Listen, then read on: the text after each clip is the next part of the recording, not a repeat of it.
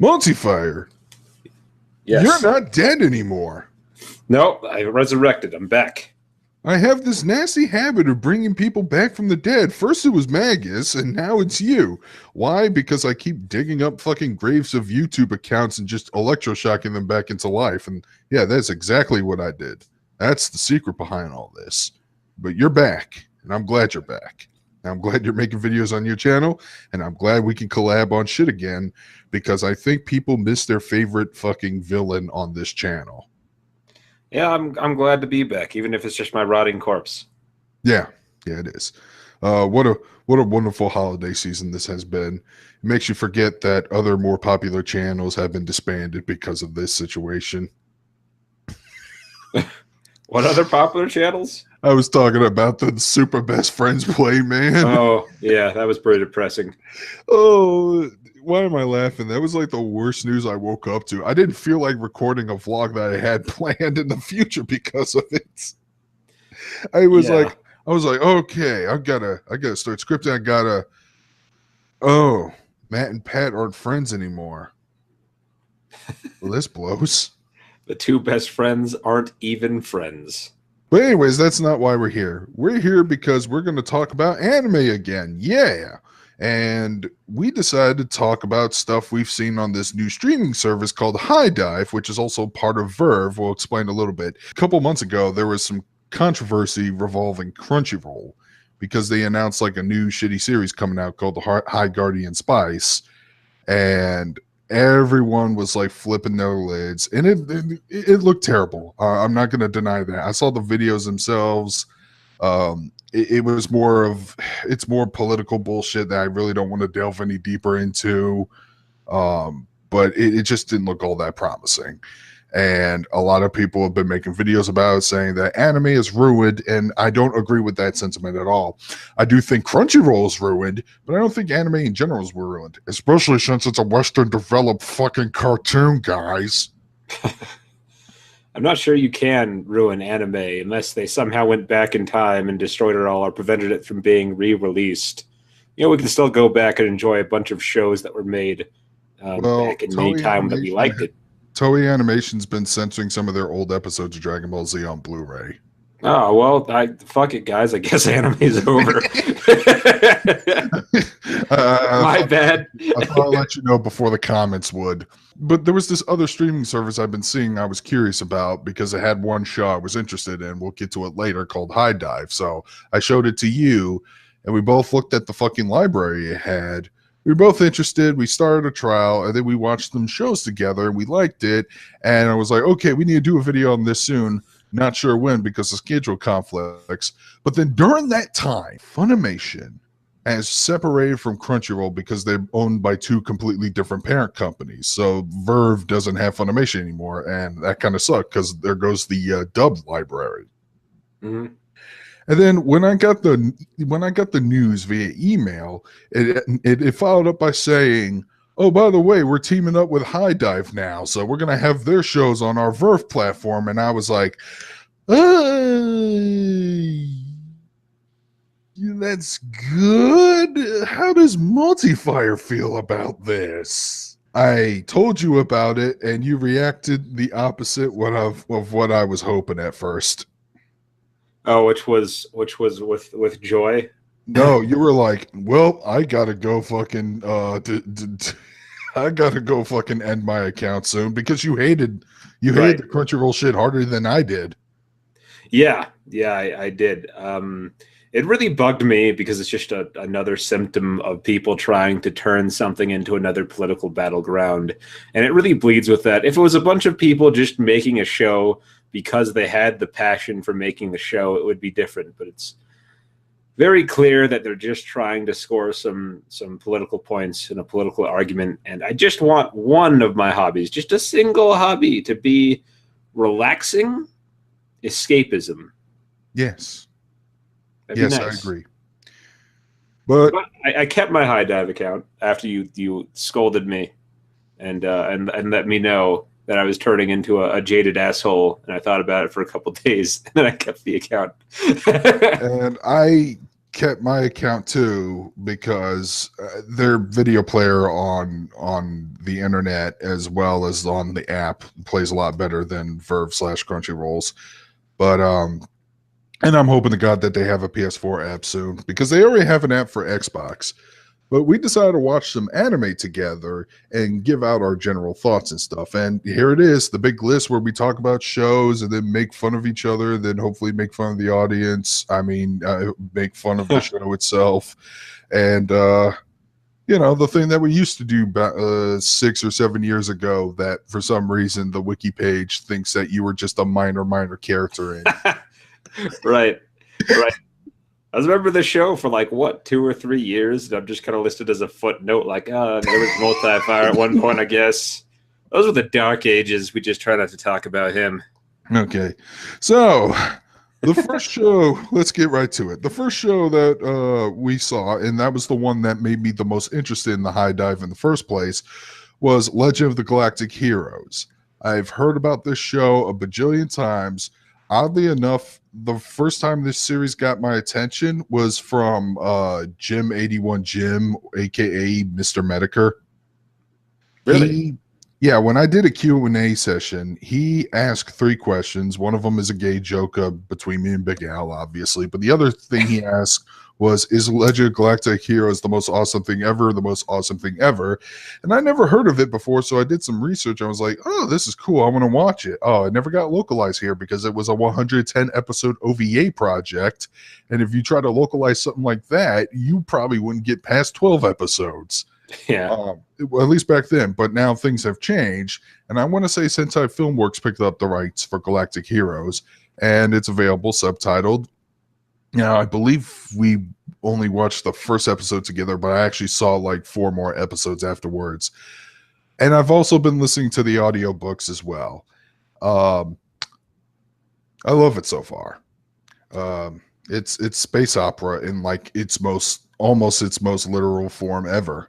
You got 2 warring factions fighting in the galaxy. One's like a corrupt democracy, and boy, do they show it in I want to say the 4th episode, or was it the 3rd?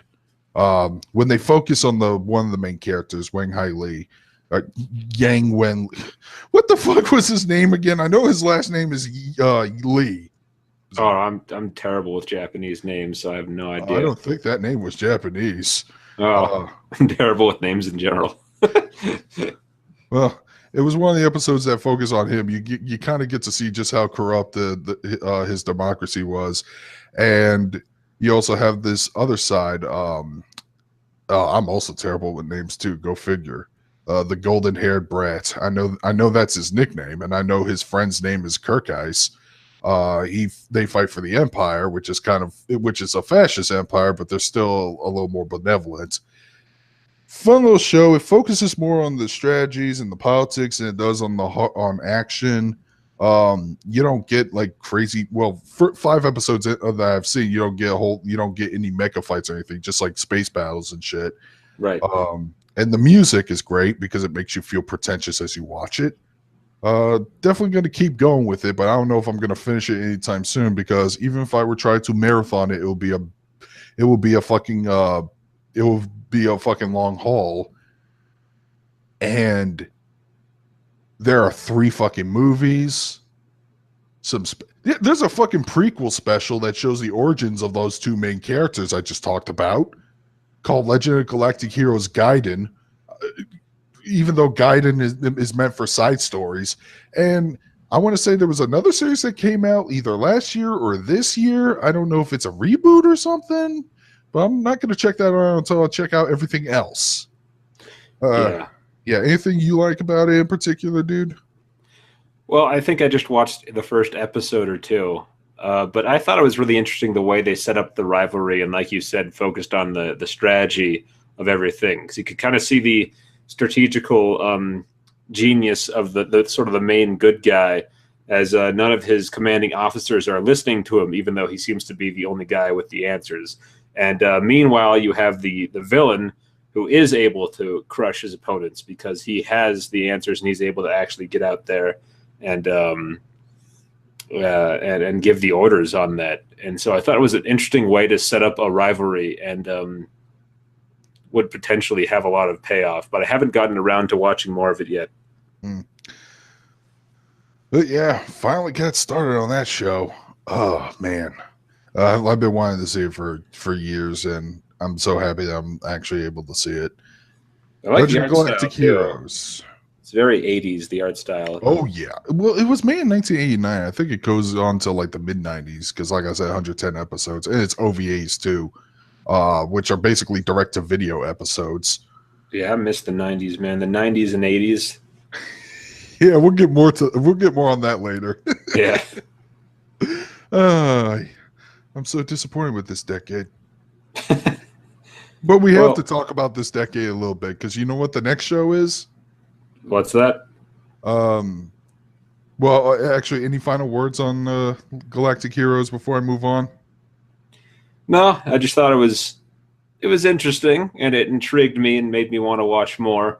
It did feel like it wasn't like a super flashy show though, so it's definitely a show you have to sit down and pay a lot of attention to the story. It's not like a grab a beer and relax and watch people blow each other up type of a show.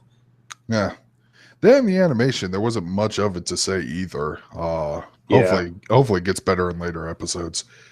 But the next show I want to talk about, and I just saw this here, and I thought it'd be the perfect show to troll you with because it has like one of the best first episodes ever.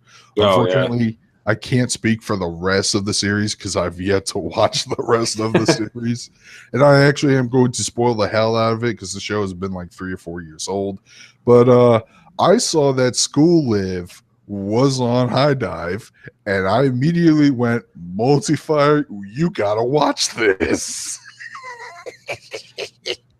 Yeah, that was interesting. I remember the entire time just thinking, like, God, why is he making me watch this shit? until the very end of the first episode. So, for those who are in the dark, the first episode starts off innocently. It looks like your typical slice of life with cute girls. I want to say elementary school setting. It'd be weird if they're high school because they don't look like it. And Lance recommended me this show. And I was pissed when I was watching that show until I saw the twist ending where it turns out that like one of the characters might be deluding herself and they're actually surviving in the fucking zombie apocalypse. Yeah. The entire time you're watching the show, you're like, this is just another poorly acted slice of life show. Why would anyone want to watch this? Like, that twist is perfectly executed. Like, whoa, that got way darker than I thought it would ever go. Like, they did drop some clues, like the scene where she was in the classroom. You could see like the blackboard. It had some writing on the left side. On the right side, the writing's all red and would say weird fucking shit. Yeah. And they also had like fucking grave mounds at the fucking school rooftop where they had a garden. And there was like another area that was like walled off with nothing but desks. Yeah. It was one of the hallways that couldn't go down. I remember that was the first clue I actually noticed. I was like, wow, what the hell's that there? And you're like, just hold on. But you noticed another clue I didn't notice. You were paying attention to the music very carefully. Yeah. The music is like a mixture of happy, go lucky, slice of life stuff, and then like occasionally like some dissonant horror things will creep in, and I was like, it's a really weird choice for this kind of show. Yeah, but since I'm not really too into music to even catch that, I missed that clue, and I'm pretty sure maybe some other people missed that clue too, but that was actually a really good catch on you, considering you're a horror buff and all. Oh yeah, I love horror. Oh yeah, and we'll get to something related to that later.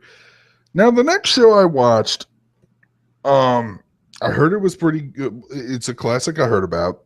I've only seen one episode of it so far. I am not compelled to watch the rest of it, although I don't want to give up on it entirely.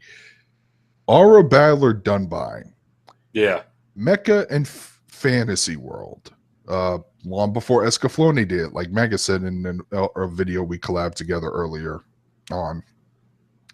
I don't have much to say because I'm trying to remember what the fuck happened.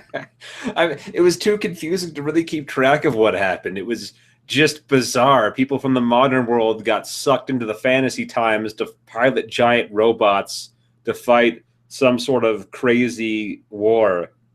But none of it made sense. And they didn't even act shocked that it happened to them either.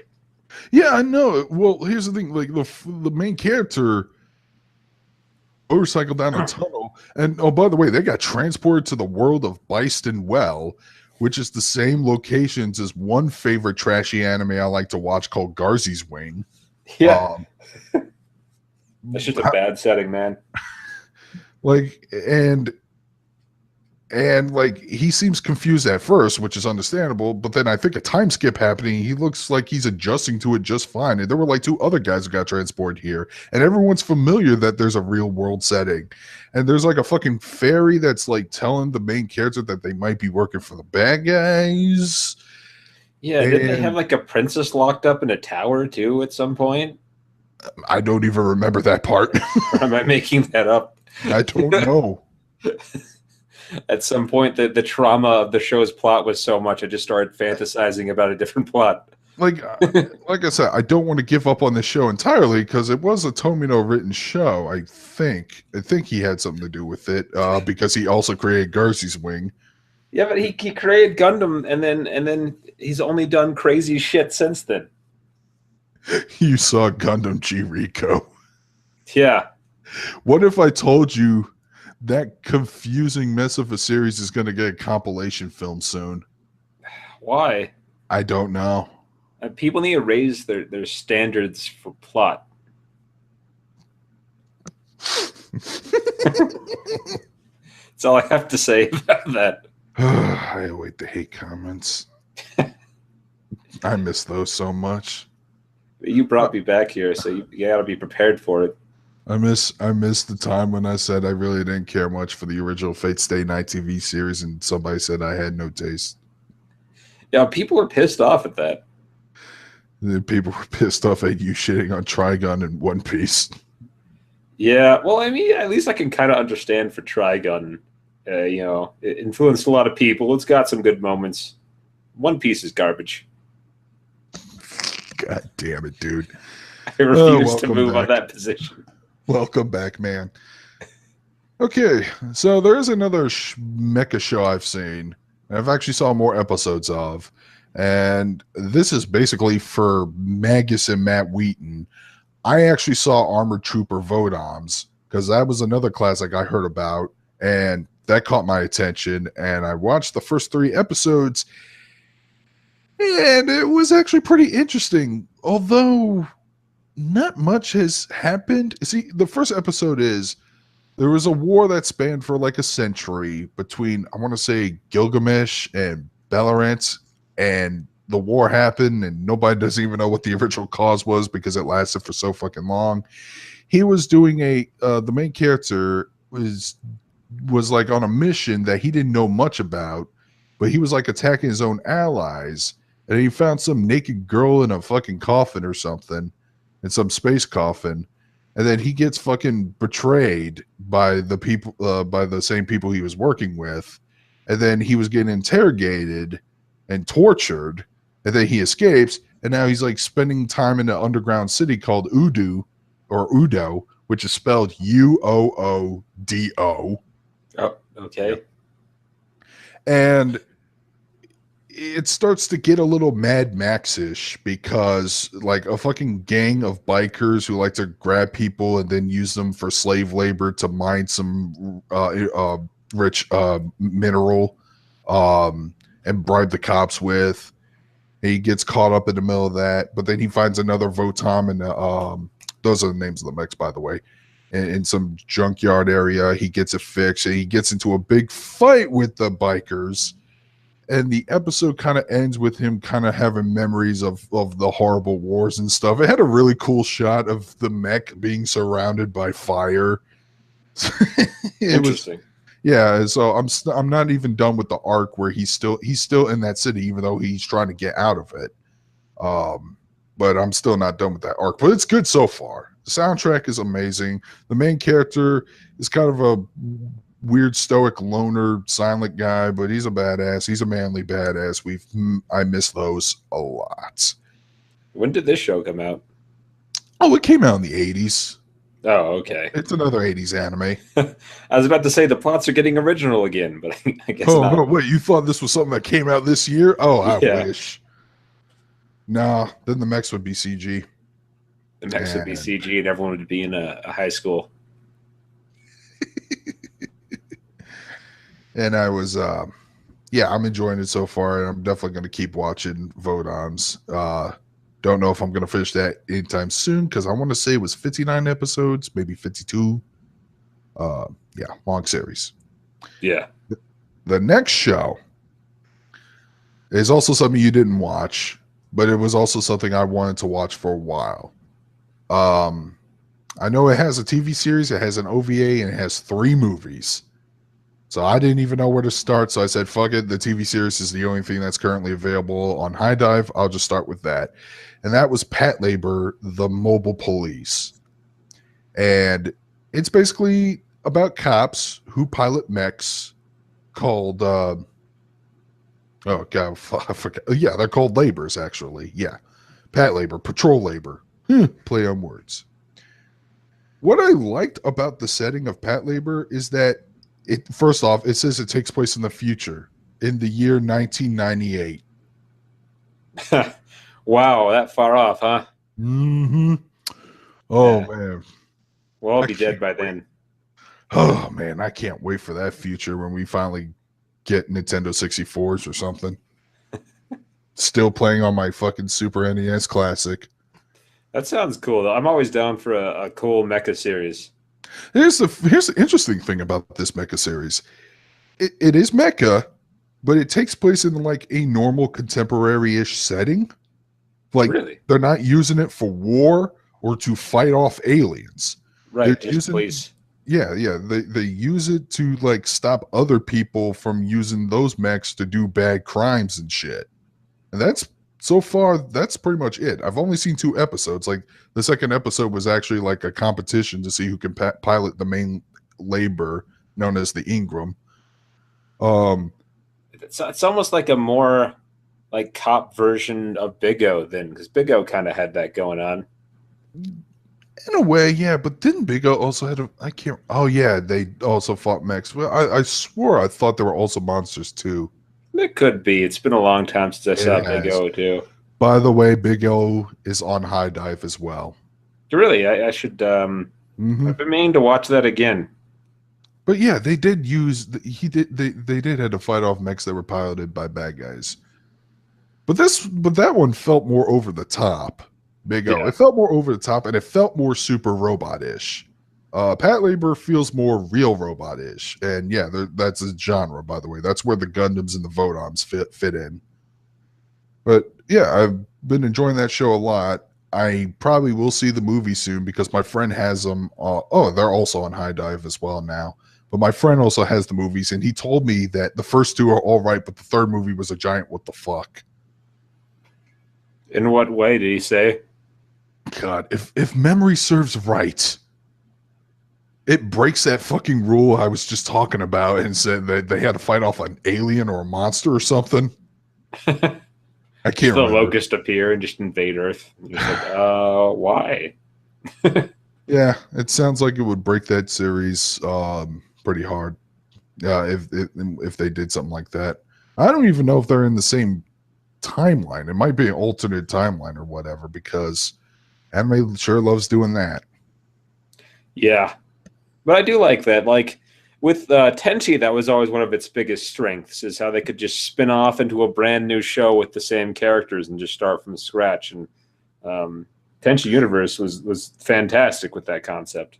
It's why I don't hate Tenchi in Tokyo as much because I hated it back then, but I realized it was set in a different continuity, so it was allowed to suck. When you have shows that not only suck, but they have to have to share the same timeline and canon with something you like. Right. It gets a little depressing. Like a hypothetical Ryo Oki series, which doesn't actually exist, but people theorize that it might. Nah, it's best it stopped at like 13 episodes. It stopped with Here Comes July. Okay. All right. Nothing after that. Nope. It's a real shame. Nah, yeah, I agree. But at least it died at its strong point, you know. Amen, brother. I don't know how I can keep denying it for that long. Okay, next show. Just because it's on HIDIVE, and just because I'm an asshole, and just because I also do that thing that most other people try to do to me that I don't like, I did it unto you. I made you watch Negima, specifically the second series, the 2006 one. You have the floor. I've been talking a lot. I thought it was good. Well, you saw the first episode. Yeah, the amount of characters they introduced in the first episode is quite overwhelming, but they did do a really good job of making each character unique and fun in their own way. I really doubt there's enough time to explore them all, like there would be in like the manga. The manga unfortunately didn't go that far to explore them all either. Thanks to its abrupt conclusion. So I'm curious where we go, which characters get explored and why, and where the story takes us. I thought it was interesting that Negi was so much younger than all the characters. Yeah, like a little ginger Harry Potter. Yeah, he had kind of a goofy accent, that super strong fake English accent. We watched it dubbed, by the way. It's available dubbed. Yeah, I like watching things dubbed. Less reading involved, you know? I know a lot of fucking Negima manga readers don't really care for that particular series because it's not the manga. And I still stand on saying I actually do enjoy that series a lot. As a manga fan, as a diehard fan of that series, who's also reading its sequel as we speak. And I'm planning to do a video about it sometime soon. I love the animation because this was the first Akiyubi Shimbo directed Studio Chef anime I've seen.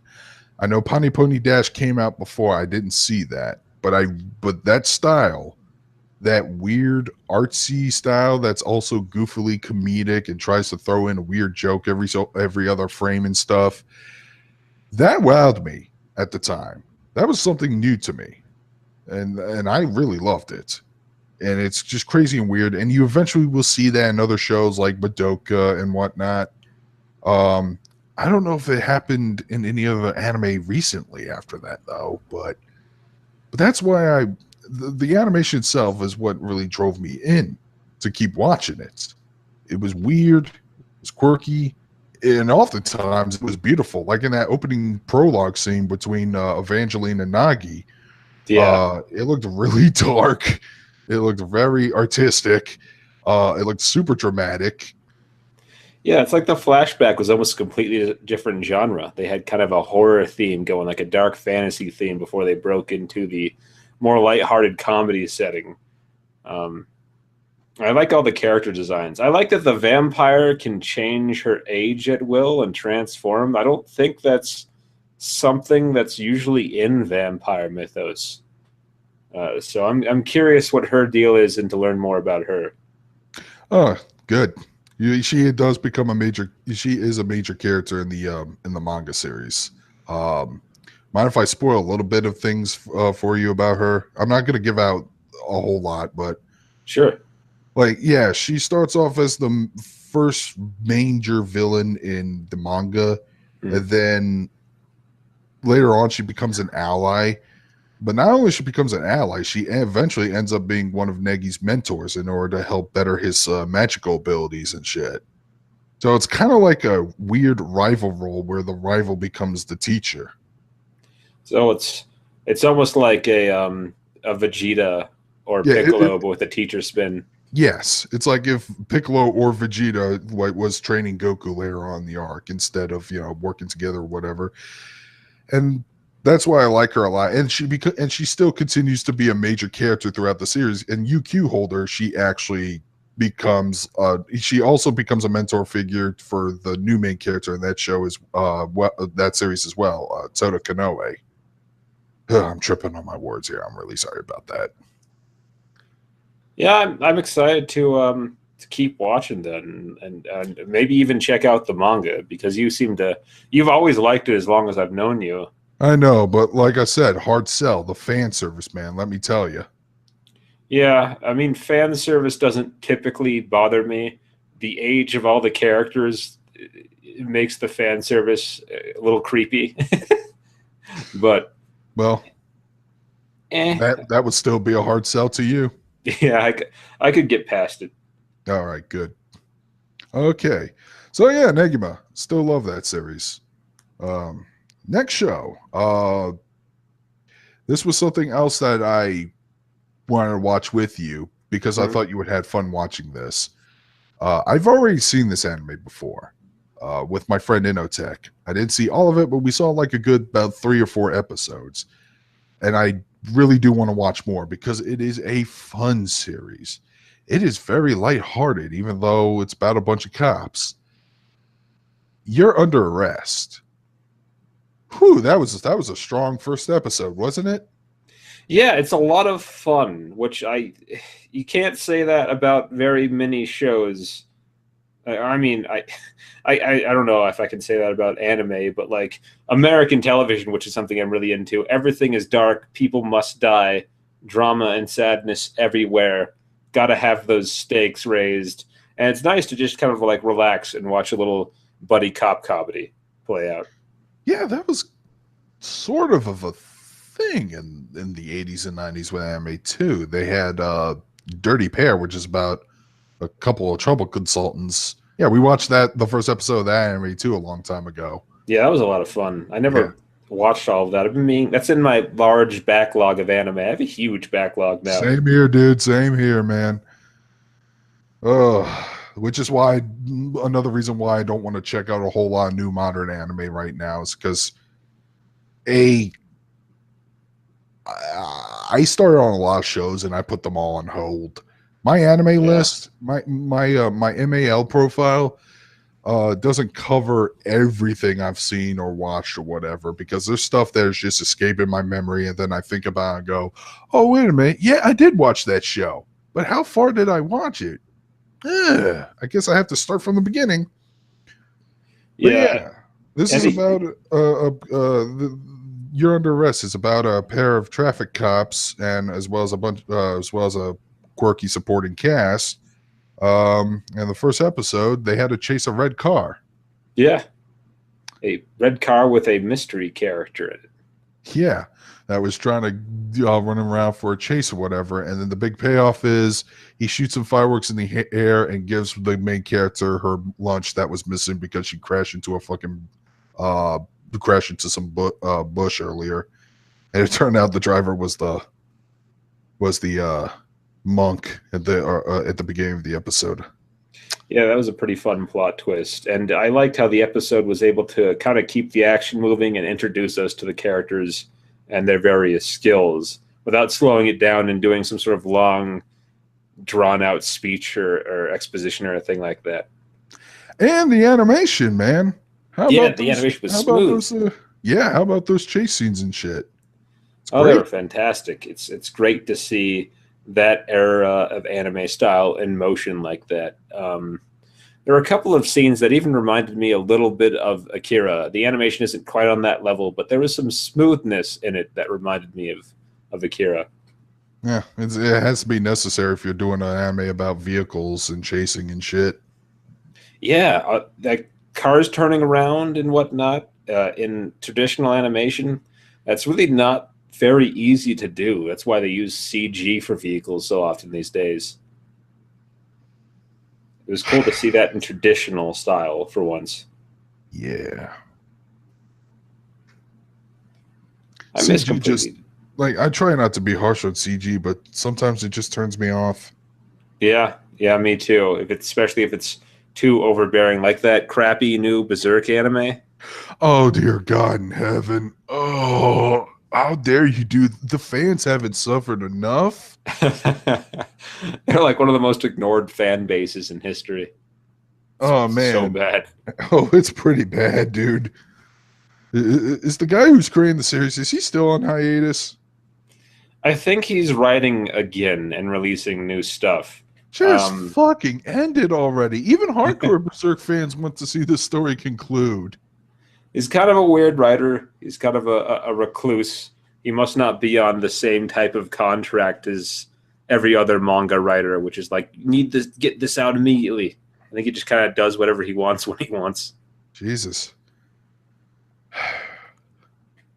It's a good thing I'm not reading the manga then. I can't stay devoted like that. And I do like weird bursts when it comes to reading manga, because I know that when I pick up a volume, it's like months. The release date would always be in like in the months range, because I just finished reading UQ Holder Volume 15, which came out November last month. Mm-hmm. But the next volume won't show up until March. Yeah. So now I have to fucking wait for that. And that's why I like to read like 3 volumes minimum at a time whenever I start reading manga. Yeah, when I got into Tokyo Ghoul, I had caught up with the American release dates of the manga, and it sucked being like, okay, now I have to wait 3 months for the next one to come out. Meanwhile, just forget everything that happened. Yeah. Oh boy. So yeah, we got off track. Yeah, we did, but that's okay, because apparently we only recorded about 40 minutes. What would our average fucking run times on these videos be anyway? I'm looking it up. Oh man, I don't really know how long our previous rants have been. Maybe an hour, I would guess. Let's see. I'm trying to find one of our old videos, but man, I realize I uploaded a lot of bullshit. We still have some stuff on our list, right? We have one more show. Okay. We have one more show to talk about. Let's see. El Hazard. When was the last time? I'm trying to look for that one video. The anime that we hate that everyone likes. I was gonna talk about the worst anime we ever seen. Oh. Yeah. Okay, that was almost an hour. Okay, so we're doing average. Awesome. I may have to chop and edit some of this, but or not. Nah, yeah, it's fine. Final show. I have to do a long-winded introduction to this. I have known you for almost a decade. Yes. Your taste. I know how you are. I know the moods. I know you love horror. You love it a lot. Yet for some reason, for so fucking long, I've known you for this long, and you've never seen or read Higurashi no Nakukoroni, aka When They Cry? No, it's always eluded me for some reason. People have told me about it, but I've never made the time to actually sit down and watch it. Shit, I think I told you about it, because that was an anime I've watched like way over a decade ago. It was like the last thing I saw before anime just went downhill for me. And I swear I thought I told you about that series, but you were like, oh, I've never seen it. And then my jaw hit the floor, because this is right up your fucking alley, dude. Yeah, it really was. The horror tones and sort of the short 4-episode stories, and how everything kind of just every story had a cool new spin on the anime. So it was fantastic. And it was another one of those things, almost like School Live, where you did like it's so slice of life in the beginning. If you discount their small intro, that you're almost like, what the hell is this? This is just another regular show about happy school children. I don't want to be watching this. And then somewhere around the end of episode 1, beginning of episode 2, things start to get really crazy. And you're like, oh, okay. I see why people like this. Yeah, then Episode 3 happened, and then episode 4 happened, and you're like, well, spoilers. Most of the characters die, and you go, wait a minute, what's going to happen for the remaining 22 episodes? Right. Oh, it just starts, it becomes like a retelling, a Groundhog Day loop, but like where characters do and act differently. And that's how you do Groundhog Day loops, Haruhi Suzumiya. I'm sorry, the endless A arc still frustrates the fuck out of me that they think that was acceptable to do. Yeah. In any way, any form. But anyways, yeah, Higurashi. What else did you like about it? Well, I really liked the way, like, I think at least the first arc especially had a great way of everything being fine and then having a sudden action, like a sudden twist, just completely changed the tone. And normally you wouldn't want to change tones, you wouldn't want to clash that hard. But for a horror show, it really works because you're just kind of relaxing, having fun, having a laugh. And then all of a sudden someone just says something in a completely flat, serious voice, just breaks out from their goofy voice acting and just all of a sudden completely serious, like creepy line out of nowhere. And that shit is great because it really sets you off. It really throws you off balance. You're just like, what is going on? So I thought that was fantastic. The music is fantastic. The build-up is fantastic. It's just kind of a slam dunk of a horror show. It's one of the only shows that someone's watched me, that's watched with me, that I've gone off on my own and kept watching because I enjoyed it that much. I watched like 4 or 5 arcs so far.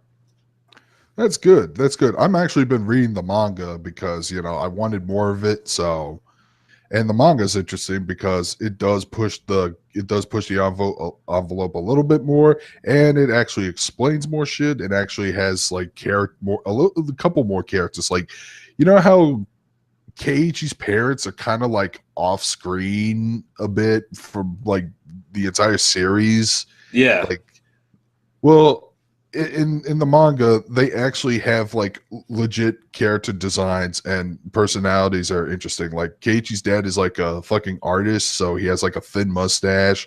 I want to say he wears a beret. He was a fun little eccentric guy. And they also go into they go into even more details on some things that I questioned in the first season that I never really understood at the time, but reading the manga actually helped a lot. But yes, I say keep watching the anime and watch the second season. Third and fourth seasons are not there. I don't know if you need to watch those. I guess that's just for additional things. Like the fourth season, all the horror shit's gone. It's slice of life filler. I mean, if you like the characters that much, then I say go for it. But I don't know how in love with the characters I'll be when I hit the 4th season, but I mean, I like them way more. Like the more you watch the show, the more you get attached to everyone's backstory and who they are and what family they are in the town. It's almost got a Silent Hill kind of vibe where there's a bunch of famous families that like are pillars in the town. Mm-hmm. And it's really good. It has like a cult horror feel to it. So I think that's all we saw together. Well, minus the other 2 shows I brought up. Mm-hmm. Yeah, that was actually a fun little streaming service. And I'm going through the library right now, and they actually have like a lot of shit. Now, not all of it is exclusive to that service. I'm pretty sure you can find the other stuff on Hulu and Crunchyroll and stuff. They do label which shows have a dub, which ones are exclusive. Like this show, what the hell is this? Classicaloid 2. Looks crappy. Let me read the description to that. This second season of Classical Lloyd reunites Kanai with her least favorite musical house guest, along with 2 new Classical Lloyds. What new realities? Whatever.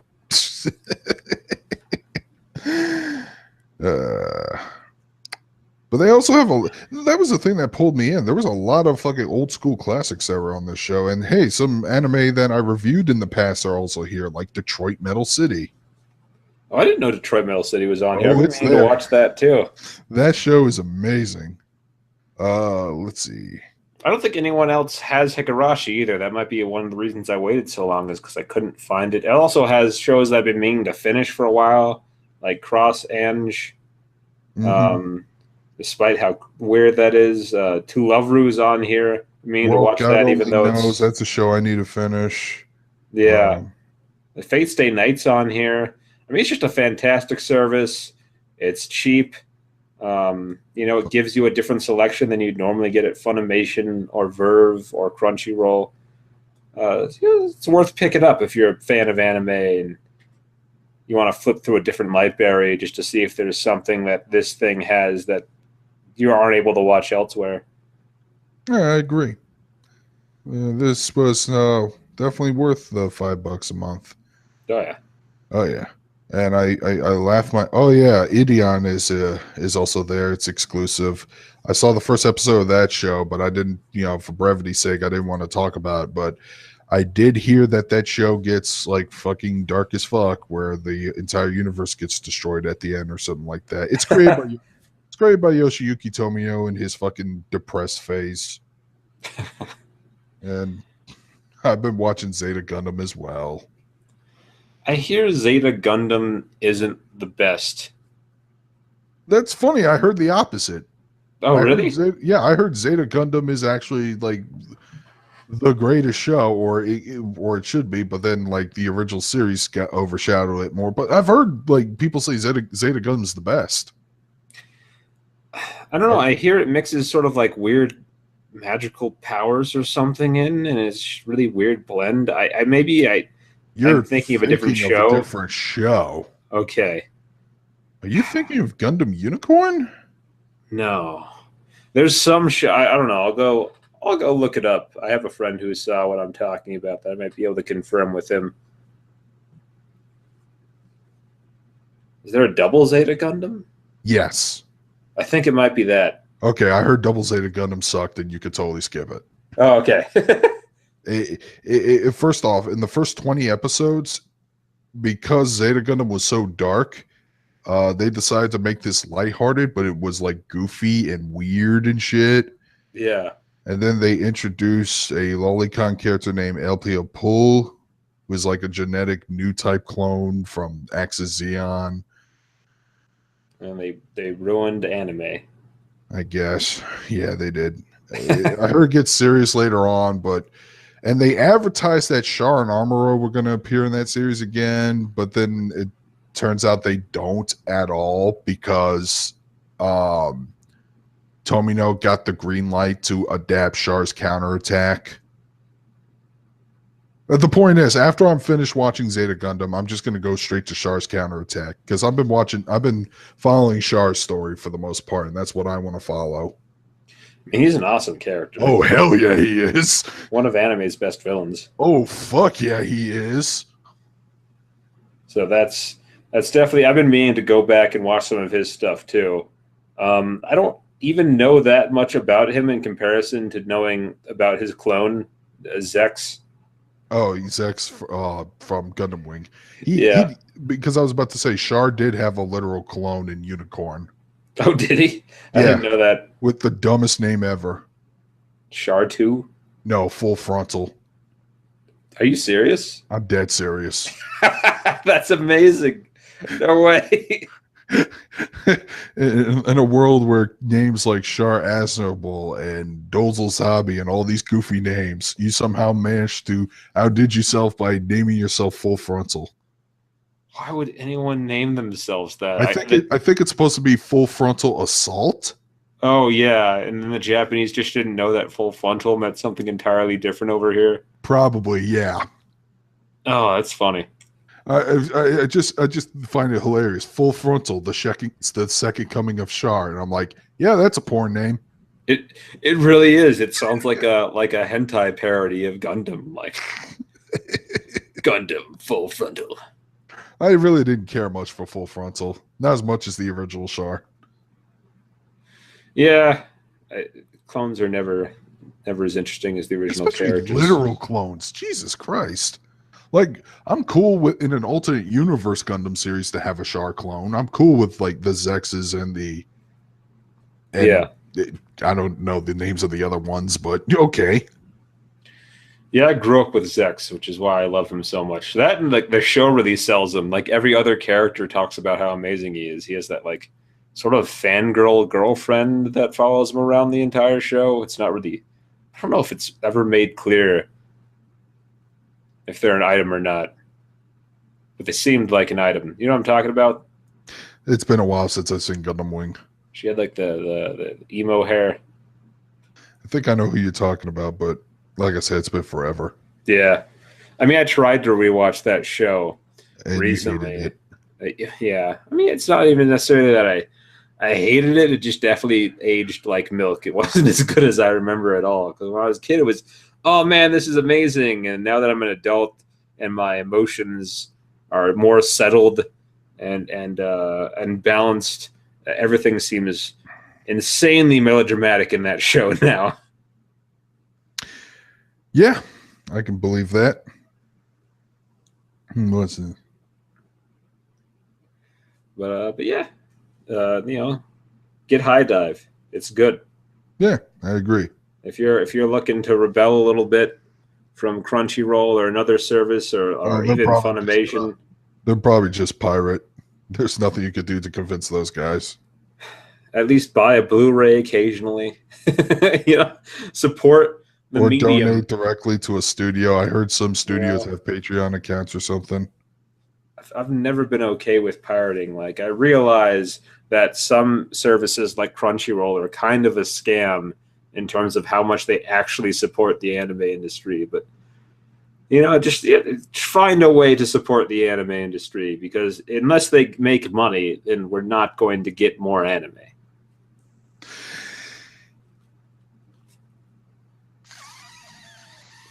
Thing is, What? I want them to cut back on the amount of shows that they make a season. I mean, Cut out the crappy ones. Let's not make that one. Let's keep it down to like 10 shows a season, and all of them be really, really, really, really good in quality. But instead, they're doing the opposite. 50 shows a season, and maybe one of them will be remembered for like a month or two.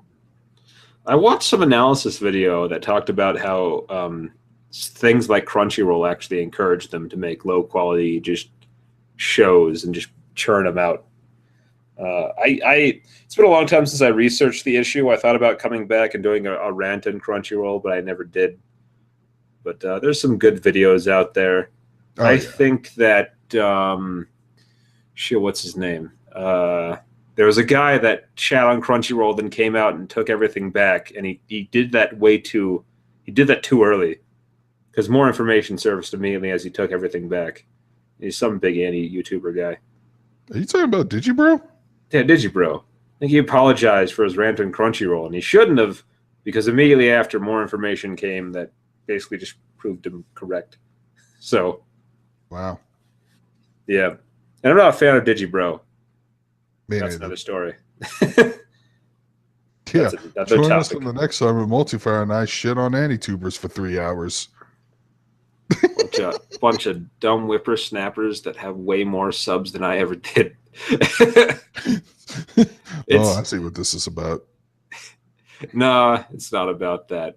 It burns my ass a little bit, but it's not about that. Okay. There's a thing. Not only are we the OGs of the anime community on YouTube, but no one knows who we are, so they don't even know that we're the OGs. You see the issue. Yeah, I do see the issue a bit. But, you know, if they made good videos, I'd be fine with them being popular. Or if they just talk about classic anime more and more. Yeah. I guess, because I don't know if I'm going to actually make this rant, because I was going to turn this into a rant, but they're good at video editing, and they're fine at scripting, but I feel like essay-styled videos are very focused on just trying to get one issue in any particular anime. They focus fire that issue, and they make the entire video just talking about that. And that's not all of their videos, but that's a good portion of videos, is that kind of like new essay-style thing that's really big on YouTube. And I feel like if you're talking about if you're really going out to review a show, you should talk about every single quality that show has, so I, the viewer, can then objectively assess, like, okay, what would the quality be if I watched it? You know, for example, if someone just made a giant essay on the newest anime about how its fan service sucks, and that's all they talked about was how the fan service sucks, but I have no problem with fan service, well, now I don't have any information at all on whether I should watch the show or not. Well, the thing is, I've been seeing kind of a similar thing what you're saying, but I still don't like it. Is that people will like? Is that some of them will like do like 20-part analysis videos on like each little part sometimes, and each video will be like 20 to 40 minutes long. Yeah, it's like, dude, I don't care if this one scene sucks. Okay. I'm bored. and some of that's digging because of the way YouTube works. They know it works on view minutes, or at least it did at one point. I don't know if it still works that way. I think it still does. So they have to make these long-winded, and it has to be negative, right? You have to find something you hate about a show because people like watching their favorite personalities talk negatively about something. Or if a show gets popular, you have to be the first guy to be the edgelord and say, no, this show sucks. Yeah, exactly. Because then all the haters like, I agree with you. Yeah. Yeah, you can be the man of the people, essentially. All the other critics aren't telling you the truth, but I am. I don't know. Things have just, they've gotten so negative and pointless, and I just don't feel like it's about anime anymore. I feel like it's about a bunch of people's fevered egos. I could totally see that. You should probably watch more anime. Yeah, I think if I took time to enjoy the things I enjoy more and less time absorbed into social media, I'd be less angry in my life. It worked for Magus. He axed himself from a majority of social media. He said he's never been happier than ever in his life before. I mean, it's just really easy to get swept up in all the hate and the arguments and things like that, because that seems to be what really populates the internet. So I don't know. That is true. And I do feel bad for being one of those people who helped contribute to that problem a decade ago. Yeah, we were some of the original anime commentators before Jim called us all dumb and we stopped. And not to mention, even it's not just limited to anime, but like video games as well. Looking back at it, Super Smash Brothers Brawl wasn't really that fucking bad of a game. It introduced new ideas that carried on to the other two sequels, like assist trophies and final smash attacks. It had a pretty cool story mode. It did. But yeah, I guess it had some balance issues and whatnot. I'm the wrong person. Melee, so did Melee, but nobody has the fucking balls to admit it. I have a couple of friends that would definitely agree with you. That would say Melee is overrated. I have fond memories of Melee because I think it's the only one that I really spent a whole ton of time with. Yeah, I'm on the same boat, and then I've been playing Smash Ultimate, and like that same love I have for Melee is being channeled into that game, dude. It's fucking amazing. People keep telling me about that. People keep saying that that Ultimate is just fantastic. I haven't heard a single bad in-person review from any of my friends about that yet. That's good. Maybe one day you'll hashtag make the switch. Maybe. I still haven't bought a Switch. My roommate did, and he loves it. So sweet. Popotan's on this show. That show was retarded. Popotan's on HIDIVE.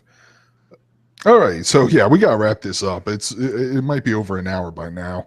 Yeah. But yeah. So I hope you enjoyed our little fucking long-winded talks. And wow, I used to get a lot of views on those videos too. And that's our shows, HIDIVE, all that junk. This is like the first time we've done this in a long time, so of course this one feels a little sketchy and weird and all that jazz. But Multifire, you're making videos and shit on your channel again? Yes, I'm back for this foreseeable future. I plan to continue reviewing the Ruby series and probably break into some other anime series and talk about them and do the occasional rant. So I'm back for a little while, at least. It's just, it's a fun way to burn some time after work when you don't have anything better to do.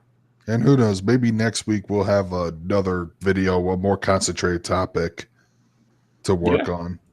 All right, so that was fun. And with that, this is Darkscream signing out. This is Multifire. I'll see you in future videos. All right, take care.